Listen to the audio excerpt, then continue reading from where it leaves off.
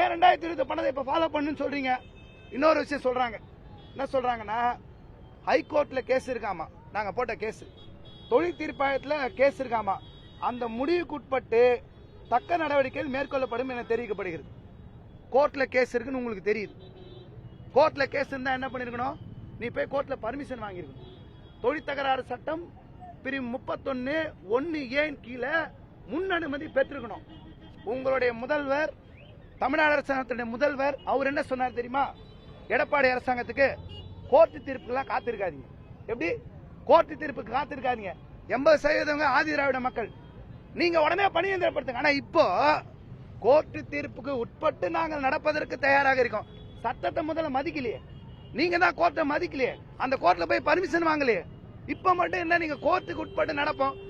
தொழிலாளிலாம் கான்ட்ராக்டுக்கு போயிட்டு 10 வருஷம் கழிச்சு இவங்களோட 15 வருஷம் 20 வருஷம் சர்வீஸ் அழிச்சு இவங்களை அடையாளம் தெரியாம உருமாத்தி அவன் கான்ட்ராக்ட் அடமானம் வச்சுட்டு நான் 10 வருஷம் 15 வருஷம் கழிச்சு ஜெயிக்கிறேன். நீ ரிட் அப்பீல் போனா போவீங்க, ரிட் பெடிஷன் போவீங்க, ரிட் அப்பீல் போவீங்க, SLP போவீங்க, சுப்ரீம் கோர்ட் போவீங்க. 20-25 வருஷத்துக்குள்ள இந்த தொழிலாளி எல்லாம் காணாம போயிடுவாங்க. நீங்க ஆட்சியில் இருப்பீங்களான்னு தெரியாது. நாங்க இங்க இருக்கிற தொழிலாளிகள் எல்லாம் முட்டாள் கிடையாது. படிக்காதவங்க, பாமர சமூகத்துல இருந்து வந்தவங்க, அடித்தட்டு மக்கள் முட்டாள் கிடையாது. இங்க படிச்ச IAS உட்கார்ந்துருக்க குமரகுருவனுக்கு சட்டம் தெரியல, தொழில் தகராறு சட்டம்னா என்னன்னு தெரியல, குறைந்தபட்ச சம்பள சட்டம்னா என்னன்னு தெரியல. சட்டமே தெரியாம IAS படிச்சுன்னு சொல்றவங்களை விட படிக்காம தெருவு கூட்டி மக்களை காப்பாத்துறாங்க பாருங்க, அவங்க நல்லா தெரிஞ்சு வச்சிருக்காங்க. எங்க சம்பளம் குறையுது, எங்களை மாநகராட்சி விட்டு வெளியே எடுக்கிறாங்கன்னு பாக்குறாங்க. ரொம்ப கிளியரா சொல்ல பாக்குறாங்க. 20 லட்சம் மக்கள் பாதிக்கப்படுறாங்களா? நாங்க போன வாரம் லெட்டர் கொடுத்தங்க. போன வாரம் லெட்டர் கொடுத்து சம்பளமே எல்லாம் வேலை பார்க்க வரணும், 2 நாள் வந்து குப்பையை ஏற்றி தரேன்னு சொன்னோம். இங்க இருந்து கார்பரேஷன் ஒத்துக்கல. ஒரு ராம்கி நிறுவன முதலாளி சம்பாதிக்கிறதுக்கு 20 லட்சம் மக்களை நீங்க குப்பையில வாழுங்கன்னு சொல்லி நீங்க விடுறீங்கன்னா, அந்த 20 லட்சம் மக்கள் நீங்க குப்பையில பாதிக்கப்படுறதுக்கு சென்னை மாநகராட்சி, தமிழ்நாடு அரசு பொறுப்பு. இங்க இருக்கிற ஏழை ஜனங்க இல்ல, நாங்க இந்த ஜனங்க எந்த விதமான செய்யல. நீங்க ராம்கி நிறுவனத்துக்கு பக்கம் மட்டும் இருக்கீங்க. அடுத்து ஒன்று சொல்றாங்க, 2020 பல்வேறு மண்டலங்கள்ல விருப்ப கடிதம் அளித்து வேலைக்கு சேர்ந்தாங்களாமா. விருப்ப கடிதம் என்னன்னா, அவங்க நம்ம கிட்ட ஒரு ஃபார்ம் கேட்டு கேட்கறாங்க, நானா வேலைக்கு வந்து சேர்ந்துக்கிறேன். எப்படி? கொத்தடிமையா இருக்கிறதுக்கு, நான் என் பழைய ரெக்கார்டெல்லாம் அழிச்சு அடையாளம் தெரியாம மாறுறதுக்கு விருப்ப கடிதம் கொடுத்து, நாங்க தான் விருப்பப்படலையே, நாங்க தான் விருப்ப கடிதம் கொடுக்க மாட்டேன்றமே, எங்களுக்கு எங்க செஞ்ச வேலையை கொடுங்கன்னு கேட்கிறோமே. விருப்ப கடிதம் கொடுத்தாங்கன்னா நீங்க மிரட்டி வாங்கியிருப்பீங்க, ஏமாத்தி வாங்கியிருப்பீங்க, பொய் சொல்லி வாங்கியிருப்பீங்க. இப்ப சொல்ற மாதிரி அப்ப அந்த ஆட்சியில கூட பதிஞ்சிருப்பாங்க. நாங்க எதுக்கு போனோம்? நாங்க விருப்ப கடிதம் கொடுக்க ரெடி இல்லையே. அப்புறம் என்ன சொல்றாங்கன்னா, 3809 தொழிலாளி பணியில நியமிக்கப்படணும். இப்ப வரைக்கும் 1770 தொழிலாளி ராம்கில சேர்ந்திருக்காங்க. 2039 காலி இடம் இருக்கு, 300 பேர் வந்து சேர்ந்துட்டாங்கன்னு சொல்றாங்க. 2 வாரத்துக்கு முன்னாடி கோர்ட்ல 20 பேர் சேர்ந்ததா சொன்னாங்க. நேத்து கோர்ட்ல நேத்து 12 மணி வரைக்கும் 203 பேர் சேர்ந்ததா சொன்னாங்க. முந்தா நாள் பேப்பர் மூலமா 25% சேர்ந்ததா சொன்னாங்க. 1953ல 25% உங்களுக்கும் கணக்கு தெரியும், எனக்கும் கணக்கு தெரியும். 500 பேர். நேத்து மத்தியானம் வரைக்கும் 203, இப்ப 300. நம்ம ரவுண்ட் பண்ணல, பத்திரிக்கை கொடுக்கும்போது ரவுண்ட் பண்ணல 300. இது யாரு இந்த 300 பேர்? பத்திரிக்கையாளங்க சர்வே எடுங்க, இங்க இருக்கிற தொழிலாளிகிட்ட போய் எத்தனை வார்டுல இருக்காங்க சர்வே எடுங்க. நாங்க வெளிப்படையா சொல்றோம், எத்தனை பேர் போயிருக்காங்க பாருங்க. ஒரு சில பேர், ஒரு வார்டுக்கு 2 பேர் 3 பேர், அது கூட கவுன்சிலருடைய ஆளுங்க. கவுன்சிலருக்கு போய் மிரட்டி, நீ வருவியா இல்லையா, கட்சியில் இருக்க மாட்டேன், உன்னை தூக்கிடுவேன்னு சொல்லி 5000 ரூபாய் கொடுக்குறேன், வீடு கொடுக்குறேன், அரசு வேலை கொடுக்குறேன்னு சொல்லி ஏமாத்தி ஏழை ஜனங்க 2-3 பேரை கூட்டு போயிருக்காங்க. 300 பேர் சொல்வது என்பது 100க்கு 100 பொய்.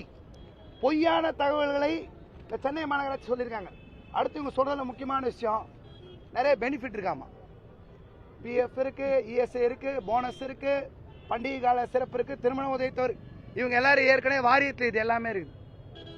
வாரியத்தில் தற்காலிக தொழிலாளிக்கு தூய்மை பணியாளர் வாரியத்தில் இவங்க ஏற்கனவே மெம்பர். இந்த வாரியத்தில் சேர்ந்ததெல்லாம் சொல்லிடுறாங்க.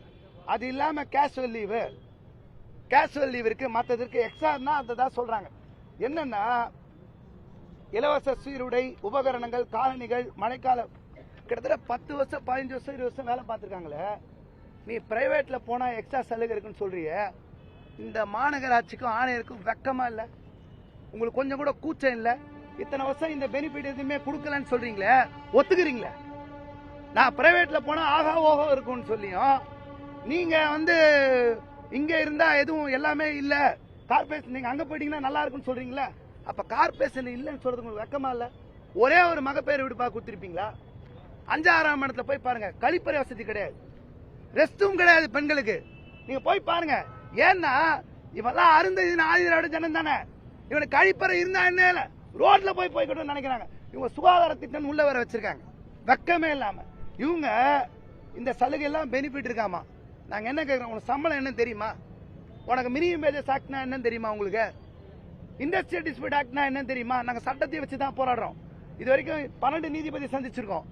மகாதேவன் அவர்கள் சுப்ரீம் கோர்ட்டுடைய நீதிபதி, மாண்புமிகு நீதிபதி, அவர் கொடுத்த கடைசி தீர்ப்பின் அடிப்படையில் பார்த்திபன் அவர்கள், இன்னைக்கு இருக்கக்கூடிய மாண்புமிகு நீதிபதி தண்டமாணி அவர்கள், இவங்கெல்லாம் கொடுத்த அடிப்படையில் தான் சம்பளத்தை வாங்கியிருக்கோம். எங்களுடைய சம்பளம் 26 நாளைக்கு நாங்க இன்னைக்கு 19,598 வாங்குறோம். நீங்க என்ன பண்றீங்கன்னா நைஸா மினிமம் வேஜஸ் ஆக்ட்ல பேசிக் டிஏன்னு ஒன்னு இருக்கு. பேசிக் டிஏ தான் சம்பளத்தை கால்குலேட் பண்ணும். இவன் பேசிக் ஹெச்ஆர்ஏன்னு போட்டு 15,000 ரூபாய் சம்பளம் போட்டு கூடுதல் சம்பளமா எங்க சம்பளத்திலே இஎஸ்ஐ கழிப்பாங்களாம், பிஎஃப் கழிப்பாங்களாம். நான் 36 நாளைக்கு 23,000 வாங்குறேன். இப்பே நான் 19 சில்லரை வாங்குறேன். ஆவடி மாநகராட்சியும் தாம்பரம் மாநகராட்சி 10,000 12,000 இருக்காங்க. தமிழ்நாடு முழுக்க எந்த மாநகராட்சியும் இந்த சம்பளம் இல்ல. எங்களை இந்த சம்பளம் வாங்கக்கூடாதுன்னு துரத்தணும்னு நினைக்கிறாங்க. இந்த சம்பளம் வாங்கக்கூடாது, ராம்கீல போட்டோம், இந்த சம்பளம் குறையட்டும் அப்படின்னு நினைக்கிறாங்க.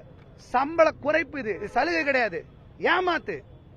அப்பனா மோடி வித்தை காட்டுவான்னு சொல்லுவாங்கல்ல எப்ப பாரு, இது அதான், இது வித்தை காட்டுறது, ஏமாத்தி சம்பளம் எல்லாம் கொடுக்குற மாதிரி மத்த சொல்ற மாதிரி. அப்புறம் உண்மை நிலையை தெரிஞ்சுக்கிட்டு நீங்க வாங்கன்றாங்க. நாங்க ஒன்னு சொல்றோம், தயவு செஞ்சு நம்ம கார்பரேஷன் கமிஷனர் மேயர் வரட்டும், சங்கம் தள்ளி வந்துடுறோம், சங்கம் முன்னணி பத்திரிகையாளர் நீங்க மட்டும் இருங்க, உங்க முன்னாடி வந்து போய் உண்மை நிலையை விளக்கட்டும் தொழிலாளிகிட்ட. எப்ப அவங்களாம் சம்பளம் ஏறிடும், நீங்க ஆஹோ ஓஹோன்னு இருப்பீங்க. பாருங்க, பாதுகாப்பு உபகரணம் தருவாங்களாம், ஷூ தருவாங்களாம், உடை மாற்றும் கருவிகள்லாம் தருவாங்க, சுகாதார பொருட்கள் தருவாங்களா? போய் பாருங்க, வெக்கமே இல்லாம மாஸ்க் கிளவுஸ் எதுவுமே இல்லாம தொடப்பத்துக்கு கொடுத்து கூட ஜனங்க தான் அவங்களுடைய சொந்த காசுல வாங்கணும்.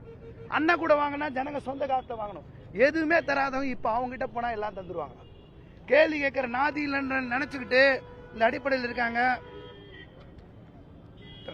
ஒப்பந்தம் பத்தி சொல்லிட்டேன். ஒரு தகவல் என்ன சொல்றேன்னா, கான்ட்ராக்ட்ல இன்னைக்கு சம்பளம் போய் பாருங்க 16,000 ரூபாய். நாங்க நீங்க போய் ராம்கேஆர் பேச 10 மண்டலத்தில் இருக்கு தனியார், 16,000 ரூபாய் சம்பளம். அவங்களுக்கு இன்னைக்கு தேதியில நாங்க 23,000 ரூபாய் இப்ப சம்பளம், 16,000 ரூபாய் சம்பளம். விடுப்பு கேட்டாலோ புகார் சொன்னாலோ வேலை நீக்கும். இன்னைக்கு பத்திரிகையில வந்திருக்கு, வேலை நீக்கும். 100 பேர் வேலை செஞ்ச வார்டுல 32 பேர் செய்யணும். அதுல 12 பேர் பெருக்குவர்களா இருக்கணும். ஒரு நாளைக்கு 12 பேர் பெருக்குனா உடல் மரத்து போற சூழ்நிலை தான் இருக்காங்க. இன்னைக்கு ஒப்பந்த மையன்றது நரக படுகொடியை நோக்கி தள்ளக்கூடிய சொர்க்கம் அவங்க சொல்றது. இன்னைக்கு இருக்கக்கூடிய நீங்க உள்ள போய் பாத்தீங்கன்னா ராம்கி நிறுவனத்துல பிஎஃப் பணம் கட்டுறது இல்ல, கேள்வி கேட்டா தூக்கி அடிக்கிறான், எந்த உரிமையும் இல்ல. சென்னை மாநகராட்சி அடையாளத்தை அழிக்காதன்னு நாங்க சொல்றோம். எங்க சென்னை பூர்வகுடிகளோட மக்களுடைய அடையாளத்தை நீங்க அழிக்காதீங்கன்னு நாங்க சொல்றோம். குறிப்பாக அவங்க ஒரு விஷயம் சொல்றதுக்கு நாங்க குறிப்பிட்டு சொல்லணும்னு நினைக்கிறோம். இந்த சுய உதவி குழு திட்டம் சொல்றாங்க, இது ஏற்கனவே அவுட் சோர்சிங்றாங்க. மாண்புமிகு நீதிபதி ஹரிபரந்தாமன் அவர்கள் இது ஷாம் அண்ட் போகஸ் அப்படின்னு சொல்லி தீர்ப்பு கொடுத்திருக்காரு. இது முழுக்க போலியானது, செயற்கையா உருவாக்கப்பட்டது தீர்ப்பு கொடுத்திருக்காரு. அந்த தீர்ப்பு மாண்புமிகு நீதிபதி சுரேஷ்குமார் அவர் அமர்வு உறுதி செஞ்சிருக்கு. இந்த மாதிரி சுய உதவி குழு சொல்றது செயற்கையானது, போலியானது, ஏமாத்து கொண்டதுன்னு சொல்லி உயர் நீதிமன்றம் தீர்ப்பு கொடுத்திருக்கு. அந்த தீர்ப்புகள் எல்லாம் வச்சுதான் நாங்க வழக்கு நடத்தவும் ரெடி இல்ல. இந்த அறிக்கை என்பது முழுக்க தவறானது. எங்களுடைய போராட்டம் தொடரும். நாங்க ஒரு கோரிக்கையை இன்னைக்கு வைக்கிறோம். என்ன வைக்கிறோம்னா, தமிழ்நாடு முதல்வர் அவர்கள் எங்களோட பேச்சுவார்த்தை நடத்தணும். நீங்க தான் வாக்குறுதி கொடுத்தீங்க. 153 கொடுத்தது நீங்க, 285 கொடுத்தது நீங்க, 19/1/2021 கொடுத்தது நீங்க. நீங்க எல்லாரையும் சந்திக்கிறீங்க. தேர்தலில் ஓட்டு வேணா எதிர்கட்சியில இருந்து யார் வந்தாலும் பாக்குறீங்க. திரைப்பட நடிகர் யாராவது உங்களை பார்க்கணும் விருப்பம் சொன்னா அவங்கள பாக்குறீங்க. எல்லா நிகழ்ச்சிக்கும் போறீங்க. ஆனா இங்க இருக்கிற ஜனங்க நாங்க கேட்கிறோம், சென்னையினுடைய பூர்வகுடி மக்கள் இவங்க நாங்க கேட்கிறோம், எங்க உழைப்பொருமிக்க சங்கம் கேட்குது, உங்களோடு நாங்கள் பேச வேண்டும். சும்மா பேரு காமிச்சு எங்களை அசிங்கப்படுத்தாதீங்க. பேருக்கு எங்களுக்கு சும்மா பேச்சுவார்த்தை சொல்லி ஏமாத்தாதீங்க. சம்பந்தப்பட்ட துறை அமைச்சரும் வரதில்ல, லேபர் மினிஸ்டரும் வரதில்ல, யாரும் வரதில்ல. பேச்சுவார்த்தை பொய் சொல்லாதீங்க. எங்களுக்கு உங்க தலைமையில பேச்சுவார்த்தை நடத்தணும். நீங்க தீர்வு காண நாங்க விரும்புறோம். நீங்க நேரடியா வந்து நீங்க சொல்ற இடத்துக்கு நாங்க வர்றோம். எங்க கூப்பிட்டாலும் வர்றோம். எங்களோட பேச்சுவார்த்தை நடத்தி எங்கள் கோரிக்கையை ஏற்க வேண்டும். எங்கள் கோரிக்கைக்கு செவி சாய்க்க வேண்டும். ஏழை எளிய மக்களுடைய கோரிக்கைக்கு செவி சாய்க்க வேண்டும் என்பதை நாங்கள் கோரிக்கையாக முன்வைக்கிறோம்.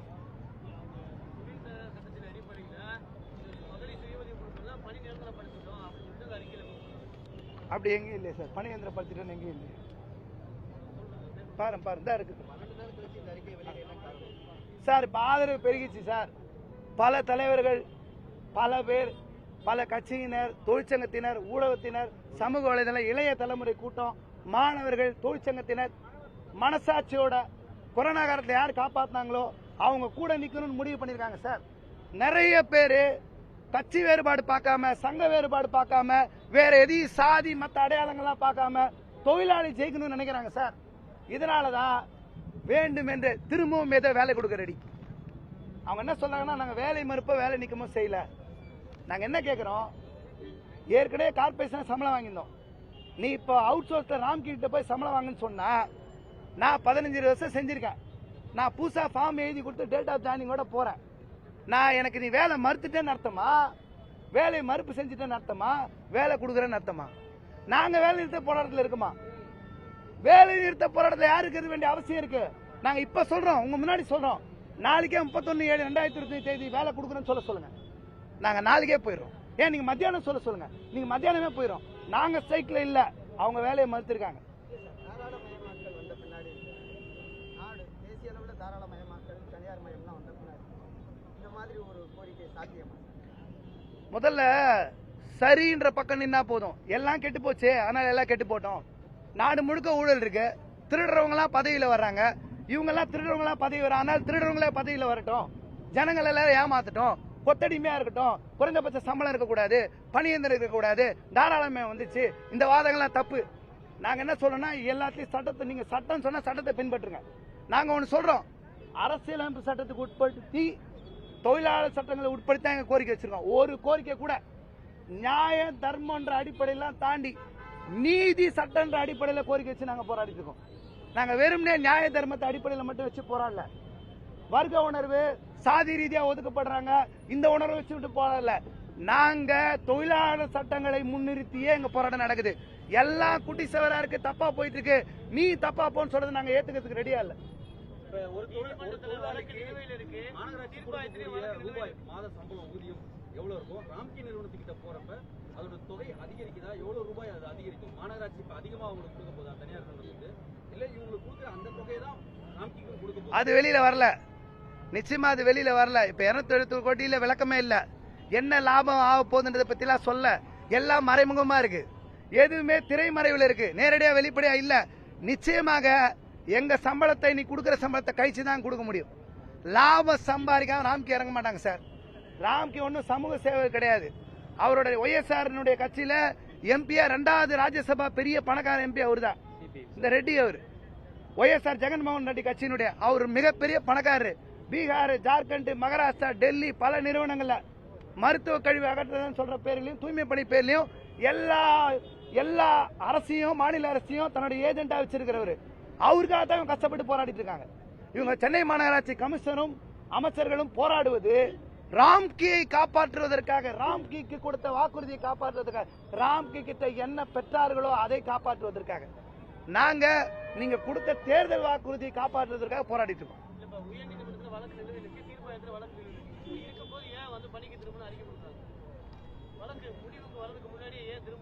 சார் அவங்க சட்டத்தை மதிக்கலையே. நான் எந்த சட்டத்தை மதிப்பேன்? நான் கோர்ட்ல போய் பர்மிஷன் வாங்க மாட்டேன். நீ திருப்பி இப்ப வெளிப்படையா 12 நாள் என்ன சொல்றீங்க?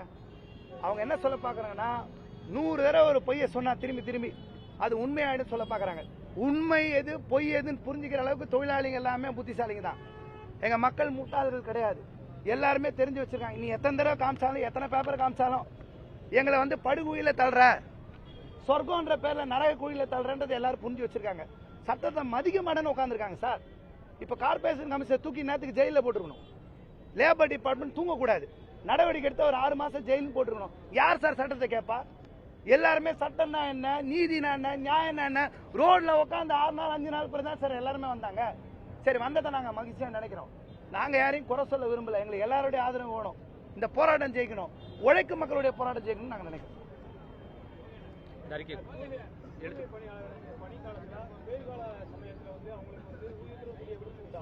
கிடையாது சார். 365 நாள் வேலை, வார விடுமுறை, தேசிய விடுமுறை, பண்டிகை விடுமுறை, எந்த விடுமுறையும் கிடையாது.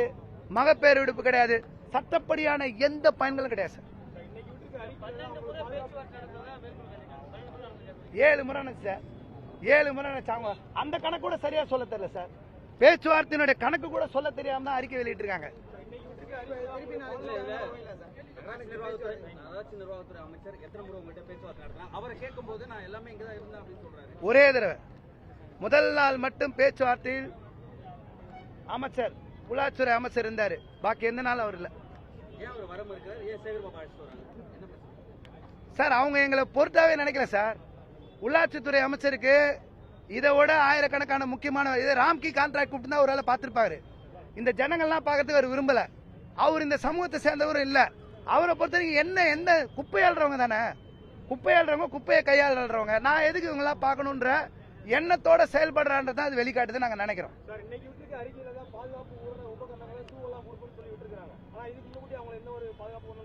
அதெல்லாம் ஒண்ணும் கொடுக்கல சார். சும்மா எப்பயாவது ஒரு நாள் கணக்காட்டுறதுக்கு இந்த ஸ்கூல்ல எல்லாம் இன்ஸ்பெக்ஷன் வரும்போது எதனா வச்சிருப்பாங்க பாருங்க, அந்த மாதிரி காட்டுவாங்க. எல்லா நாள்லாம் கொடுக்கல, வெறும் கையில தான் அள்ளுவாங்க. குப்பை, எல்லா குப்பையும், டயப்பரு, நாப்கின், ஊசி, மருத்துவ கழிவு எல்லாத்தையும் கையில தான் சார் எங்க ஜனங்க அள்ளி இருக்கு. ஆணி உட்பட கை குத்தி இருக்கு. கால் ஆணி குத்தாத ஜனங்களே கிடையாது. நீங்க போய் பாருங்க. நோய் வாங்காத ஆளே கிடையாது. கை உடைஞ்சி பல பிரச்சனை, நடுவில் நின்று சென்ட்ரல் மீடியில் நின்று ஆக்சிடென்ட்டுக்கு உட்பட்டு பல நெருக்கடி சந்திச்ச ஜனங்க தான் இவங்க.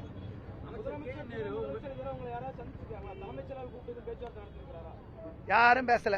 அமைச்சர் கே நேரு உங்களோட தான் இருந்தாரு, நான் அவங்க கூட தான் இருந்தேன் அப்படின்னு சொல்லியிருக்காரு. அமைச்சர் போய் சொல்றாரா இல்ல என்ன நடந்தது சார்? அமைச்சர் உண்மையை சொல்லவில்லை. ஏன் அமைச்சர் கூட தான் இருந்தேன்னு சொல்றாங்க?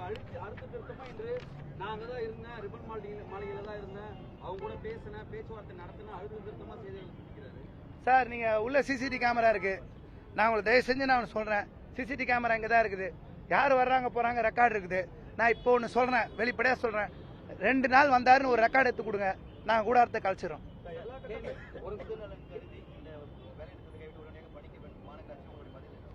நாங்க பழைய நிலையில வேலை கொடுத்தா இப்ப உடனே வேலைக்கு போக ரெடியாது. எங்க வேலையை எங்களுக்கு அதே திருப்பி கொடுத்தா நாங்க வேலைக்கு போக ரெடியாது.